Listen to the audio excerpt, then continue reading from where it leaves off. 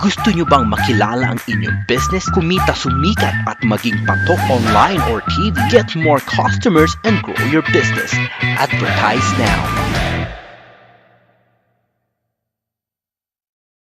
From the studios of Litter News Philippines, Errol Dakame of Tamao Asset.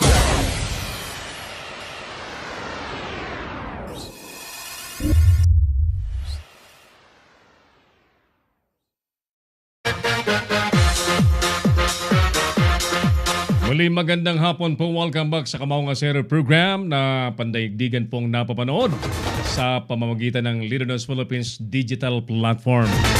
Muli nating balikan po ang ating kasamang si Sir Oliver Licop, ang Operations Head ng Litter News Philippines, and at the same time, he is the chairman and founder po ng Heroes Alliance Incorporated. Sir Oliver, magandang hapon ulit. Magandang hapon po, Ka-Errol, and magandang hapon sa mga kasamahan nating riders na nakikinig ngayon. And I stand corrected, no, kanina, no. It's 15 meters. 15 meters. Grabe, mas malayo 'yon. It's 15 meters. Times 3 'yon eh. Times 3. Yeah. Kasi yung feet is para magkaroon ng isang meter, 3 feet yun basically. Yes. So mas malayo, times 3 yan. Alright, sige. Based on the reactions we've got, nakita mo naman si Oliver, no, at mga dear viewers. Wala pang pumayag, wala pang sumasang-ayon. Doon sa video, wala pang sumasang-ayon. And even dito sa comments, wala pang sumasang-ayon. So, paano kaya ito naipasa? Paano kaya ito naipasa sa Kamara, sa Senado, na hindi man lang pinakinggan yung mga nagbo-voice out ng kanilang opinion. Alright. Now, sige lang, para mas meaningful yung discussion natin this afternoon. Sir Oliver, tawagan natin, kausapin natin ang isa pa sa Safe to Riding Advocate sa Pilipinas, ang Pangulo, ang pinuno po ng chairman ng MRO or yung Motorcycle Rights Organization, at at the same time isa din sa mga core people ng Riders of the Philippines, si Mr. Jobert Bolaños. Kausapin natin. So, sige. Malulutas ba ng higanting doble plaka ang mga krimen na ginagamitan po ng motorsiklo? Nasa linya natin, live sa ating program, Sir Jobert Bolaños. Magandang hapon, sir. Welcome po sa Kamao Nga Sero program. Si Errol Dakame po ito, at nasa studio natin si Sir Oliver Licop. Magandang hapon po, Ka-Errol, at magandang hapon, Ka-Oliver. Magandang hapon po sa lahat ng nakikinig. Apo, alam ko pong binabantayan nyo ang ipinasang batas na ito. What happened? Bakit po ito nakalusot ho sa Senado at sa Kamara? Alam niyo, yan ho ay isang katanungan na napakahirap po sagutin at this point, Apo. Pero base ho sa aming pag-aaral, kakagaling ko lang ho sa mga abogado natin. Apo. At napakarami ho talagang butas, lalo na sa statutory construction. Marami hong problema ito, no? Apo.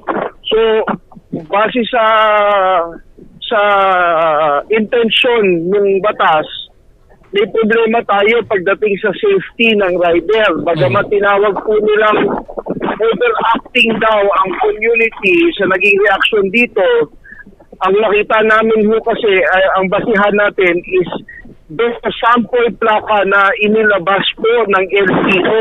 Kaya may basihan ho yung aming reklamo pagdating sa safety. Alright. Tapos, okay, go ahead. Sir Jobert, go ahead. Tapos, meron po tayong nakikitang issue pagdating po sa value ng penalty at saka dun sa penalty na may kasamang kulong. So, para sa isang dati-dating minor violation na nawala ang iyong plaka, ikaw ay pwede nang makulong o ma-penalize ng 50,000 na halaga. Ang plaka ho, hindi ho natin minsan nasasabi, minsan nalalaglag ho yan, lalo na pagka pinalaki, dahil ang malaking plaka may natatanggap yan na wind resistance. Kapag may wind resistance, may failure, kung hindi man sa plaka, dun ho sa mounting ng plaka. So kapag nalaglag yan, either 50,000 o kulong ka kaagad. So doon pa lang ho, may mga binabangga na ho siyang Bill of Rights provision tulad ho ng provision ng no exorbitant fee, no degrading penalty, tapos equal protection of the law. Dahil bakit sa motor lang ho may ganyang penalty, gayong sa ibang sasakyan na ginagamit din ng kriminal, wala. Right. Alright, pinirmahan na ito ng Pangulong Duterte, ano? Maraming nananalangin niya, sana wag pirmahan, sana hindi pirmahan. But finally, pinirmahan ng isang araw. Alright, so paano pa ba ito? Are you planning to bring this issue sa Supreme Court, Sir Jobert? Actually, doon ho yung ating last resort. Magpa-file tayo ng petition to declare the law unconstitutional. Pero bago po iyon, kami po ay makikipag-usap sa departamento na gagawa ng IRR at aming iisa-isahin ang mga butas na ito. At kapag sinabi po ng LTO na hindi ito pwedeng i-implement dahil sa mga butas na iyan, tayo ho may remedy na kaagad through the LTO. Pero kapag pinush ho yan ng LTO, diretso po tayo sa Korte Suprema. Alright. Kasi the only remedy we have right now, tayong mga riders, ay talagang Supreme Court na lamang, ano? And only the Supreme Court can declare the law denied or null and void kapag may mga naipresenta tayong mga valid grounds, ano? Opo. Okay, so kailan kayo, Sir Jobert, makikipagharap sa LTO? Bukas ho, kami ho ay may meeting sa LTO kasama ang iba't ibang leaders ng community, kasama ho ang manufacturers, kasama din ho pati ang dealers, kasama din ho pati mga pasahero ng motorsiklo dahil lahat po tayo apektado sa batas na ito, no? So tomorrow, malalaman ho natin kung ang ating posisyon ay makikita ng LTO at ng legal team ng LTO at madidim niya ang IRR as unimplementable because of the problems na nakikita natin. Pagka ang LTO ay nagsabi ng ganyan ho na hindi nila kayang i-implement itong batas na to, yun na ho ang primary natin sa ating laban. And then kapag tumulak pa ito, idadiretso na po namin ito sa Korte Suprema. Alright, so Sir Jobert, nasa likod nyo kami mga nagmumotorsiklo, ang iba pang mga riding community, siyempre naniniwalang kami po'y lahat ay susuporta dyan. But meantime, of course, ang mas malalim na diskusyon dyan, yung intention ng batas na yan. Will this double plates really solve the criminalities committed by the riding in tandem murderers? Okay, ngayon mo, pagdating mo sa usapin na yan, so ang purpose ay para to prevent crime, di ba? Yeah, yes. Motorcycle Crime Prevention Act nga ang pangalan. Pero how will you prevent a crime kung yung purpose lang ng plaka para mabasa pagkadating sa mga investigasyon pagkatapos ng krimen? And at the same time po, sinong kriminal ang gagamit ng sarili niyang motorsiklo at gagamit ng sarili niyang plaka sa komisyon ng isang crime? Hindi niya ituturo ang sarili niya at hindi niya hahayaan na mabasa yung plaka na magli-lead sa kanyang identity. Pagdating mo sa mga minor crimes naman po, katulad ng for example nakadisgrasya sa kalsada at nag-attempt tumakbo, hindi mo naman hahalangan yan para tignan yung plaka sa harap. Hindi, titignan mo yan habang palayo at yung plaka sa likod ang kanyang titignan. Kaya nga po sa lower house, nag-agree ang lower house po natin na likod lang po ang palalakihin. Hindi na ho lalagyan ng plaka sa harap.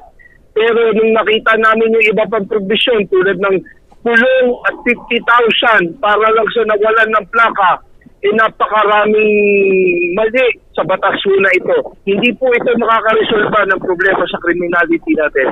Ano po ang reaction nyo on the side? Anong reaction nyo, Sir Jobert? Doon sa mga supporters kasi ng Pangulong Duterte, not every time may nagre-react na kababayan tayo on issues. na parang salungat doon sa panuntunan ng gobyerno ay tinatawag kayong dilawan, tinatawag kayong anti-Duterte. Pagdating ho sa bagay na yan, ito ho kaugali ang Pilipinong hindi maganda, no? Na lahat na lang ho ng bagay pinopoliticize. Magmula 2017, kinakalaban na ho namin ang mga pulisiya na anti-rider. In fact, mula 2008 nang ipinanganak ang MRO, kami po ay in aid of legislation. Kami ho ay lumalaban sa mga batas na yumuyulak at tumatapak nga sa karapatan natin, ano? Pero hindi ho ibig sabihin niya na porkit kami ay may kinakalabang batas, automatic i-consider na nila kaagad na kami ay kalaban ng gobyerno. Yan ho ay parang isip batang argumento at hindi po yan makatotohanan, sapagkat kung kami ho ganun ang intensyon namin sa pagkontra dito, sana ngayon lang ho kami lumabas, pero since 2008 nandito na ho kami. Alright. Makatutulong ba kung ang mga riders bukas ay samahan kayo sa compound ng LTO, Sir Jobert? Actually, ang aming hearing ay gaganapin bukas sa Senate dahil ito po ay naganap sa tulong ng pananawagan at paghimok ni Senator J.V. Ejercito na ito po ay upuan at ikonsidera na pre-IRR meeting para i-discuss na kaagad ang mga nakikitang suliranin dito sa batas na ito. So malaking bagay po sa amin, malaking bagay po kung may mga riders po na makakasama at makakapunta ho sa Senado upang bantayan ang usapin tungkol dito sa IRR at kung paano lulutasin ang problema dito sa batas na ito. Alright. Very well said, Sir Jobert. So kami magbabantay sa mga mangyayari pa at naniniwala kaming kung tayo magkaisa ay may boses tayong dapat marinig. Sorry, umingay yung linya natin, ano? Sir Jobert, maraming salamat po sa inyo. Magbabantay kami sa isyong ito. Patuloy po kaming susubaybay sa mga isyong ito. Magandang hapon din po sa lahat. Salamat ka Errol at ka Oliver. Huwag niyo po kakalimutan sa March 24, 10,000 strong. Ipakita ang lakas ng makabayang Pilipinong rider. Thank you so much, Sir Jobert. Magandang hapon po.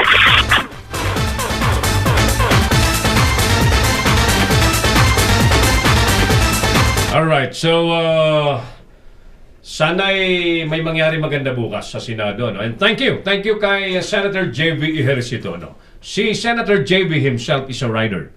Yes. And I'm sure na-imagine niya yung na-imagine yung kalalabasan, ano? But again, kami po rito sa Leaders Philippines, nakafocus po kami doon sa pinaka-espiritu po ng batas na crime prevention dapat, no? At makatutulong ba talaga yung ganyang ideya sa crime prevention. Magbibigay po ako sa inyo ng dalawang katanungan na sana'y imaginein po ninyo, pakaisipan po ninyo. Maliban dito sa ating survey question, ano? Ang isa kong tanong, mga kaibigan, pag-isipan niyo pong mabuti, ay sino nga ba itong mga riding in tandem murderers? Sino nga ba? Bakit hindi magamit dito ang full force ng intelligence capacity ng Philippine National Police at ng militar pati ng NICA to know and discover sino-sino itong riding in tandem murderers na nakawala ngayon?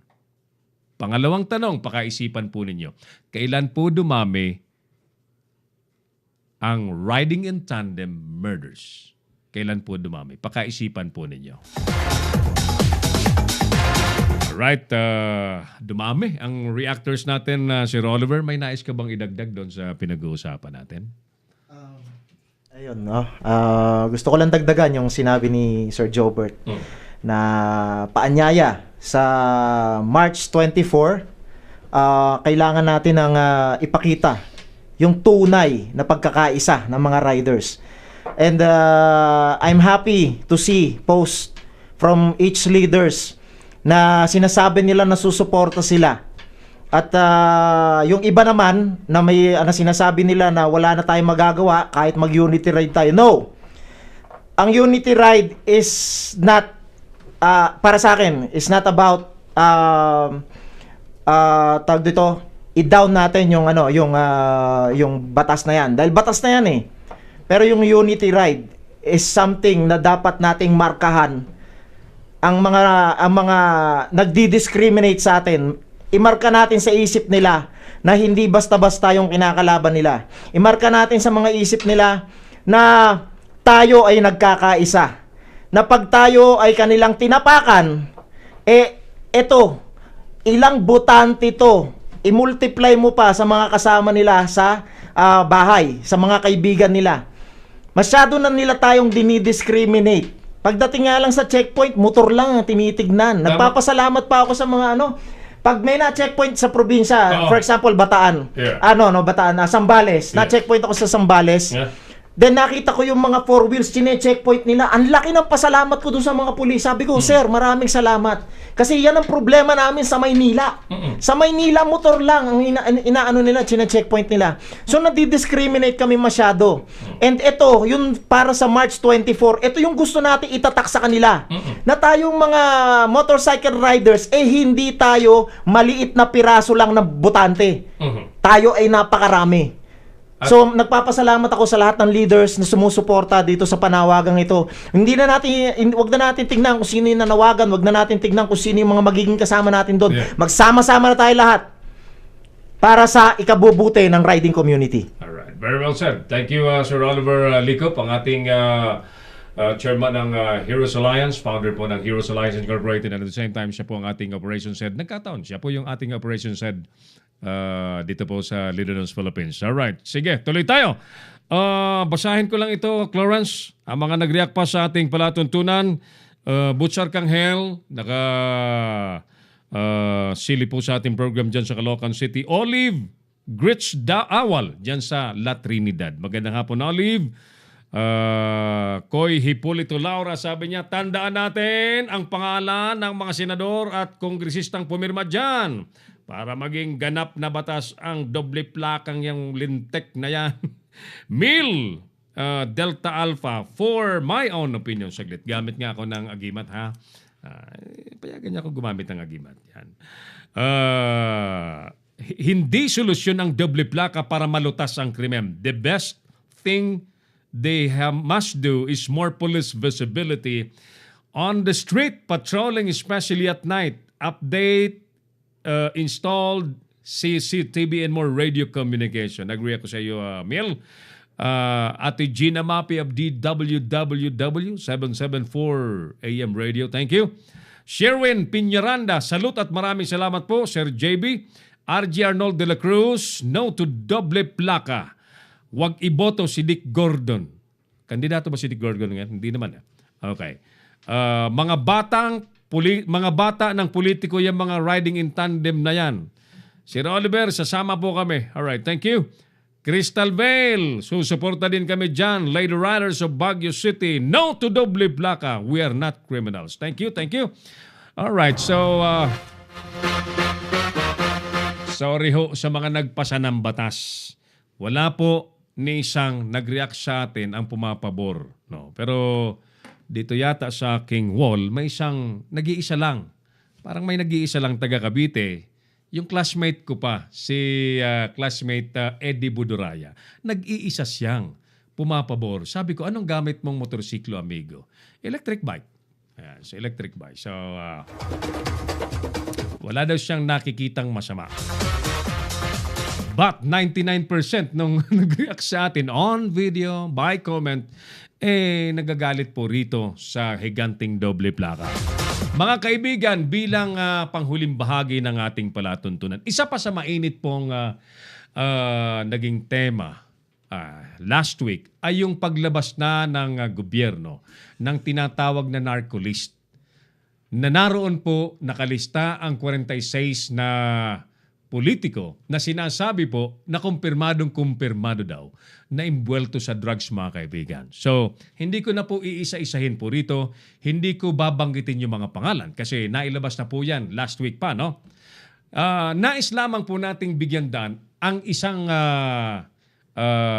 update na dyan po sa Puerto Princesa City, sa lalawigan po, magandang lalawigan po ng Palawan. Last year, meron po dyan na pinasabog na balita na ang Vice Mayor daw na kaibigan natin, si Puerto Princesa City Vice Mayor Luis Marcaida III, nahulihan daw ng drugs ng mga granada at mga baril.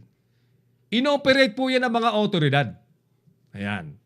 So, ang ating Vice Mayor sa Puerto Princesa, inaresto. Madaling sabi, nadala sa pulisya. Ayan. Kinasuhan, mga kaibigan. Pero ano ngayon ang latest update, mga kaibigan? Yan po ang nais kong bigyan diin na sa lumabas na narco-list ng Pangulong Duterte, wala pong nakalagay na Vice Mayor Luis Marcaida Jr. ng Puerto Princesa City, Palawan. So anong malinaw po? Napakalinaw na sa mismong narco-list ng Pangulong Duterte, vindicated yung ating kaibigang mayor, Vice Mayor dyan sa Puerto Princesa City. Ngayon, anong masasabi ngayon ng mga nasa likod? Mga taong nasa likod ng frame up na yan. Alam naman natin, frame up yan eh. Alam naman natin na set up yan. Sapagkat ang ating kaibigang Vice Mayor, Luis Marcaida III, ay mabango sa tao. At wala namang iba talagang papupuntahan ng isang Vice Mayor, kundi ang mangarap din na maging mayor. So may mga tao pong nais siyang pigilan na makaangat sa paglilingkod sa Puerto Princesa City. Isa lamang po ang masasabi po natin, kapag ka ang isang bagay ay destined para sa isang tao, wala pong sino mang makapipigal po dyan. Kahit gawan nyo yan ng kalokohan, kahit i-set up nyo pa yan, i-frame up nyo pa yan, lalabas at lalabas ang katotohanan, just like with what happened right now. Ano kayo ngayon? Nasa listahan? Walay. Pahiya kayo ngayon. So mga kaibigan, ang latest na balita sa Puerto Princesa City sa Palawan, vindicated po ang inyong City Vice Mayor. Wala po sa listahan ng narco-list ng Pangulong Duterte. Therefore, obvious, gawa-gawa po ng kalaban sa politika yung isyong yan sa ating kaibigang mahal na Vice Alcalde. Talagang ang katotohanan na hindi po mapipigilan, lalabas at lalabas kahit yan po ay itago. So, huwag kang panghinaan ng loob, Vice Mayor. Ang Leader ng Philippines ay nasa likod mo at hindi po natin papayagang ang katotohanan ay pagtakpan ng kasinungalingan, pangluloko at para manaig ang kalokohan nila dyan sa Puerto Princesa City, dyan sa lalawigan ng Palawan. With that, mga suki, kami po ay nagpapasalamat sa mga sumubaybay sa atin. Sir Oliver, Chairman ng Heroes Alliance, maraming salamat. Sinamahan mo kami dito sa ating program sa isyong ito. Hindi ito matatapos. Bukas, samahan mo ulit kami sapagkat bukas nga ay may hearing, sabi ni Sir Jobert, ang LTO at ang Senado. Pinatawag ng committee ni Senador J.B. Hergito. It's our pleasure to have you again tomorrow, Sir Oliver. May mga gusto ka bang banggitin, Sir Oliver? May mga ano kayo? Okay, gusto by the ko way, sa mga nanonood sa Amerika, sa USA. alam na. Okay, yun. Maraming salamat Ka Errol sa pagkakataong ito, and gusto ko rin pasalamatan na si Sir Jobert Bolaños na sinabi nga niya, no, since 2008 pa siya siya at ang grupong MRO nakikipaglaban para sa karapatan ng mga riders. And also binabati ko ang aking mga kasama sa Heroes Alliance, yung mga national directors natin.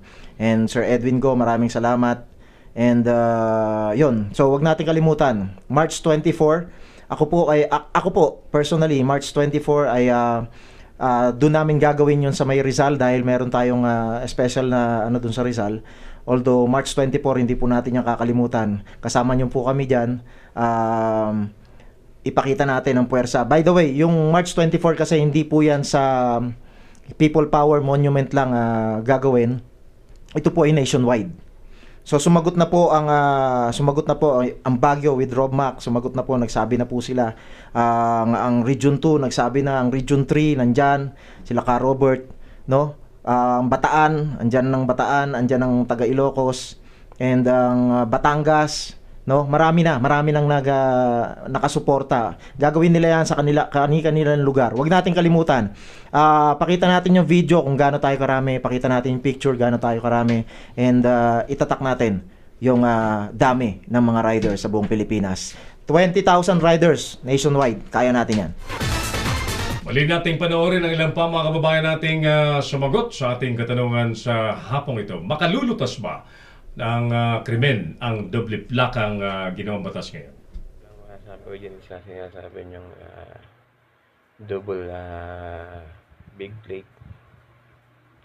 Hindi solusyon yan yung ganyang sistema kasi kung ikaw isa kang kriminal or kriminal talaga yung gagawa niyan, eh napakabobo naman ng kriminal kung gagamitin niya sariling motor or sarili niyang plaka.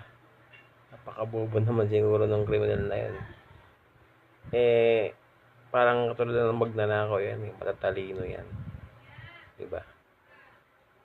Sobrang talino niyan yung ang bawa nakapadlock na yung pinto mo na bubuksan pa nila kasi nga matalino sila, gusto nilang magnakaw. Ganon din sa mga kriminal, yung mga gustong pumatay o yung mga riding in tandem, ganon lang din yan. Kaya huwag silang bobo. Hi, Sir Oliver. Magandang araw sa iyo. Just to answer Paul question, no, it's not a solution. Ang pagkakaroon ng higanting plaka, hindi solusyon para masipo ang krimen ng mga riding in tandem ngayon. What the government needs is to have a high-speed internet connection. And the second is a good and high-definition CCTV cameras. Having a good or high-speed and HD cameras can capture not only, of course, the plates while crime is ongoing, but also can capture face detection. So, I mean, yun ang kulang sa atin magkaroon ng high definition. Wag sanang isisi sa mga riders or wag ipatong sa riders ang problema na hindi magampanan ng gobyerno. So okay na sana ako sa doble plaka as long as the size of the plate sa likod would not be the same size ng nasa harap. Hindi naman siguro magandang tignan at not only because hindi magandang tignan, but of course the safety behind it. So increasing the size of the plate is not a solution. I'm hoping that our government will hear what the sentiments of the riding community that we have now on protest. So again, salamat sa inyo mga leaders sa riding community having this kind of voice. Thank you for the support for all the riders. So thank you. Magandang araw sa iyo, Sir Oliver. Sir, magandang hapon po.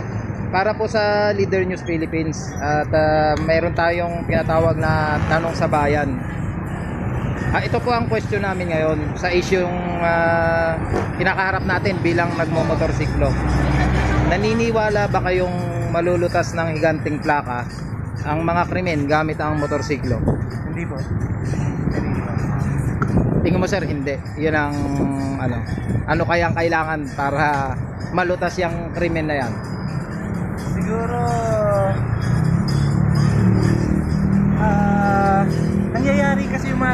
sa mga maliliit na lugar.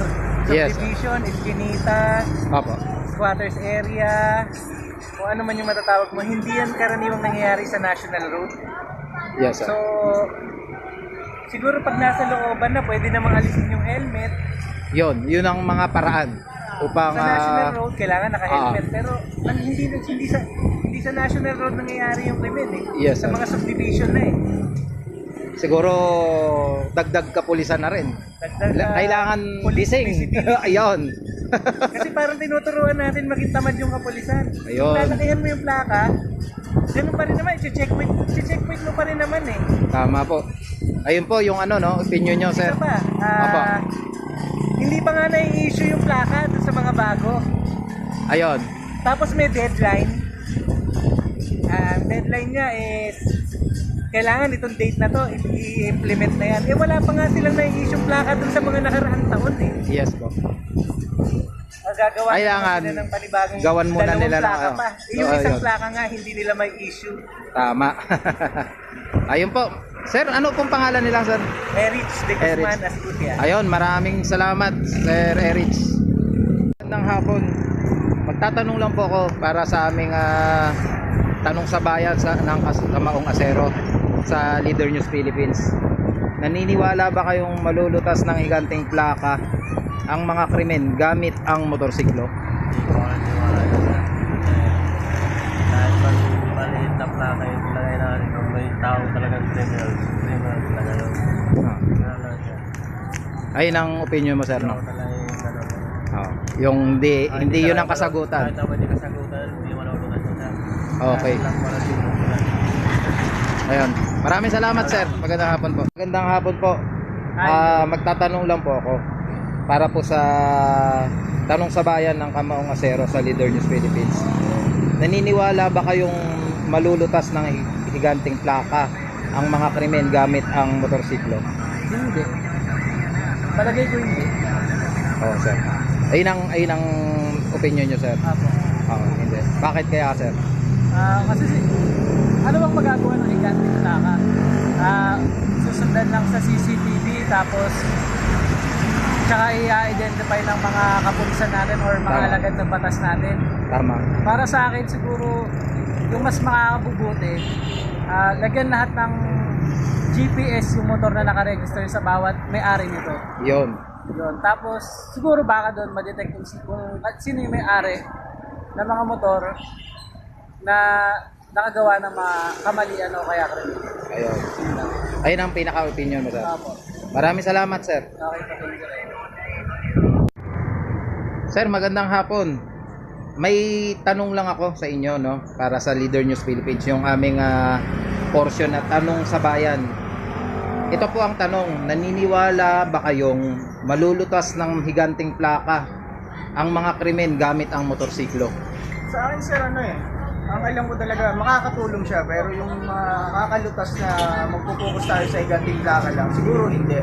Pero kung yun talagang gusto na ipatupad, kahit man hindi agad lahat sumangayon, wala tayong magagawa. Pero ang suggest ko lang talaga, yung malaki dapat sa huli, tapos yung maliit, kahit sa una, kasi nakaka-distract na yun sa mga ilaw, saka Yes. hindi na masyadong makikita yung headlight. Ayun, yun po yung opinion nyo, sir, no? Bilang isang motorcycle rider. Ayun, maraming salamat, sir. Okay. Salamat. Sir, excuse me po, may tatanong lang po ako para sa tanong sa bayan sa Leader News. Naniniwala ba kayong malulutas ng higanting plaka ang mga krimen gamit ang motorsiklo? Sa akin naman, hindi ako naniwala na malulutas kung gagamitin yung malaking plaka sa harapan.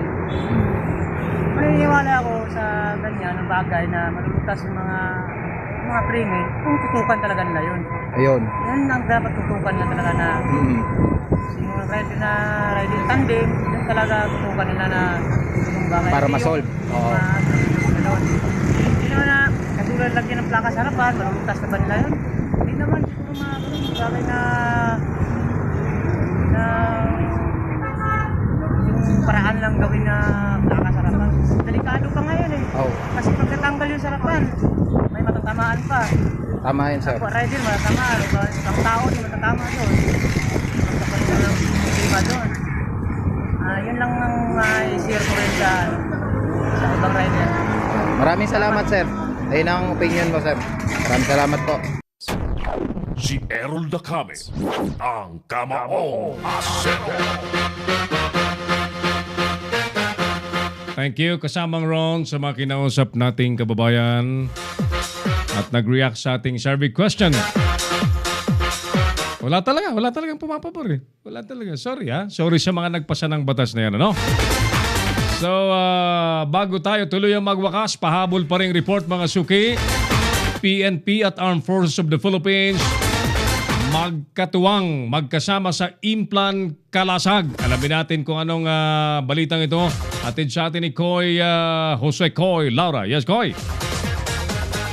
Kasamang Errol, formal nang pinirmahan ngayong umaga ng mga opisyal ng NCRPO sa pangunguna ni National Capital Region Police Office Chief Major General Guillermo Eliazar, Joint Task Force NCR ng AFP sa pangunguna naman ni Brigadier General Cristobal Zaragoza, ang tumatayong commander nito, kasama rin ang NICA at ang Special Action Force. Ang Implan Kalasag 2019-2022 na ginanap sa loob ng National Capital Region Police Office Grandstand Camp Bagong Diwa sa Taguig City.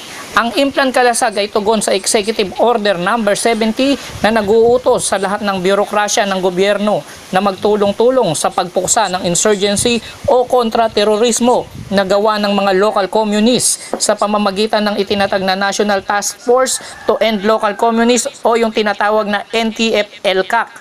At ang mismong Pangulong Rodrigo Duterte ang magsisilbing national chairman nito sa pangungunahan ng NCRPO ang law enforcement operations at legal na hakbang para mapuksa at mapigilan ang pagdami ng mga criminal gangs, masasamang elemento at mga private armed groups at ang pag-aresto at pagsasampa ng kaso sa mga target personalities at mga organisasons. Gayon din ang pagbibigay ng seguridad sa mga critical na vital infrastructure sa Metro Manila. Ayon sa pahayag sa media ni General Eliazar, ang NCRPO ay tutugon sa kanilang partisipasyon sa Implan Kalasag at nais umano nila na maging mapayapa at matiyak ang seguridad ng ating bansa.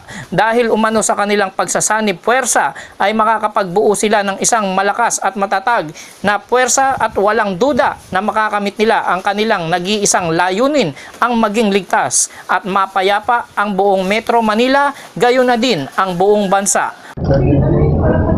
Complementing ang aming effort sa terrorism, anti-terrorism, and we will complement our effort in supporting the LGUs with providing basic services to the community. Tama yung sabi ni Director Eliazar, ni Major General, Vice Major General Gilor Eliazar, na walang NPA dito sa Metro Manila. Meron dito mga sectoral organizations na identified sa people service, na identified position. Sila yung mga sumusuporta doon sa mga... So, nakalatag na yung aming mga plan tungkol dyan, and not only their personnel but the resources of Joint Task Force NCR will be augmenting and supporting the NCRPO with the supervision, of course, of our COMELEC. Mula dito sa National Capital Region Police Headquarters, ito si Coy Laura ng Leader News Philippines reporting. Si Errol Dacame, ang Kamaong Asero. Thank you, Coy. At ngayon mga kaibigan, kung si Errol Dacame naman po ang sasagot sa ating tinatanong sa bayan, naniniwala ba akong makalulutas o malulutas ng higanting doble plakang mga krimen na ginagamitan po ng mga motorsiklo? Ang tawag po ng publiko ay riding in tandem, murderers, mga mamamatay tao, mga kriminal. Yang plaka po per se ay hindi makasosolve sa krimen. Bagkos, ang kailangan pong gawin po dyan ng mga otoridad, number 1, ulitin ko paganahin ang intelligence capacity. Until now, tila bulag, tila blanco ang Philippine National Police, ang militar, as to who are these people using motorcycles committing heinous crimes. Ang tanong, bakit ni isa walang naipipresenta sa media na riding in tandem murderers ang nabaklasan ng maskara? Except, naalala nyo ba mga suki, last year, somewhere in Leyte, may pinutukan yung mga pulis. Riding in tandem. Pinutukan, tinamaan. Diyos ko po, to our surprise, nag-alis ng maskara. The people of Leyte knows the answer kung sino yan. Would you like to guess kung sino yon? Your guess is as good as mine, mga suki. Ulitin ko, sa mga otoridad po natin, palagay ko hindi na natin kailangang tumingin sa malayo. Baka mamaya nasa tabi nyo lang. Bakit kailangan nating parusahan yung mga riders? Bakit kailangan nating kunyari ipasa sa riding community ang solusyon sa problema? We're not criminals. We're not criminals. At hayaan niyo pong tuldukan ko ang programang ito sa pamamagitan ulit ng dalawang tanong. Kailan ba dumami yung riding in tandem murders? Kailan? At ulitin ko, bakit wala ni isang may presenta sa media na aresto at nahuli? Sa pamamagitan po ng mga tanong pong yan, kami po ay pansamantalang nagpapaalam upang muling magbalik bukas. Sir Oliver, salamat sa pagsama mo ulit sa ating palatuntunan. Samahan niyo ulit kami bukas, ha? Wala kaming maibabayad mo ng talent fee sa iyo, ha? Bagkus ang matitiyak natin dito ay kaysa nyo, ang leader ng Philippines, si Errol Dacami as a rider. Sir Errol, anong motor mo? Dati po may 650cc akong big bike. Pero ngayon, medyo easy cruising motorcycle. Yan. Para sa mas maaliwalas na pagmumotorsiklo. And I'm a rider. I am a rider. Gusto kong kwentuhan kayo kaninang umaga. May pupuntahan kami ni Clarence. We went to PLDT. We are subjected to checkpoint. Yeah. We subjected ourselves to a checkpoint. Pinakita natin yung dahil wala pang plaka yung motorsiklo ko, kailangan ko ipakita yung authority to travel at yung kopya ng ORCR. Ayan. So, hindi na sinilip-silip. Para bagang kriminal eh. Hindi kasi ako naglalabas ng media ID. Parang nainis ako. Mami, ilabas ko na nga lang yung media ID ko para buwisit eh. Anyway, mga kaibigan, yan po ang buhay ng mga riders na para bagang pagdating sa mga problema, parang laging ang tungtungan nila ay mga riders. Parang ang punasan ng maruming paan nila ay mga riders. Nakakasawa na. Tama na. At malapit na ang eleksyon, mga kaibigan, ha? Malapit na ang eleksyon. Tandaan po ninyo, sino ang instrumento, bakit nangyari ang batas na ito? Pagkakataon nating makapagparamdam ng ating lakas. Salamat po sa inyong lahat, mga suki. Ako pa rin po ang inyong kakampi, ang inyong pong kamaong asero, si Errol Dacami. Maraming salamat. God bless, Pilipinas. Inyong napanood ang mga batas na banat ni Errol Dacami sa Kamaong Asero. Abangang muli dito sa Little News Philippines.